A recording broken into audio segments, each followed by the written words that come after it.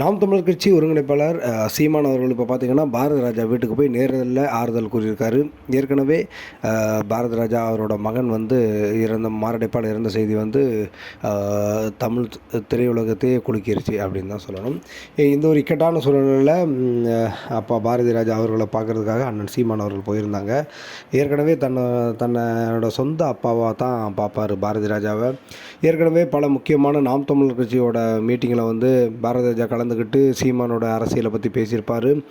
சீமான் தமிழ்நாட்டுக்கு எவ்வளோ தேவை அப்படிங்கிறத பாரதி ராஜா சொல்லியிருப்பார். இன்னொன்று குறிப்பாக பார்த்தீங்கன்னா பாரதி ராஜாவோட படங்களில் கூட தமிழை பற்றியும் தமிழுக்கு எவ்வளவு முக்கியத்துவம் கொடுக்கணும் அப்படிங்கிறத பற்றியும் பேசியிருப்பார். எனவே வந்து பார்த்தீங்கன்னா சீமான் தான் ரொம்ப முக்கியமானவர். தமிழ் தேசிய அரசியலில் சீமானை தவிர்க்கவே முடியாதுங்கிற பல கருத்துக்களையும் ஏற்கனவே சொல்லியிருந்தார். பாரதி ராஜாவோட படங்கள் வந்து எப்படி தமிழ் தேசியத்தை தமிழ் மண்ணில் விதைச்சிருக்குதோ அதே மாதிரி தான் அண்ணன் சீமான் வந்து பேசியிருப்பார். இப்போ வந்து நேராக போய் அண்ணன் சீமா வந்து பாரதி ராஜாவை பார்த்து பேசும்போது பாரதி ராஜா விம்மி விம்மி பயங்கரமாக அழுதுருப்பார். அவரால் பேசவே முடியாது.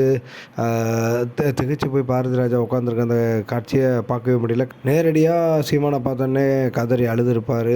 ஸோ இந்த வீடியோவெல்லாம் பார்க்கும்போது ரொம்ப மனதுக்கு மன வருத்தத்தை ஏற்படுத்துது. பாரதி ராஜா மகனான மனோஜ்குமார் அவரின் ஆத்மா சாந்தியடைய எல்லோரும் வேண்டிக்கிறோம்.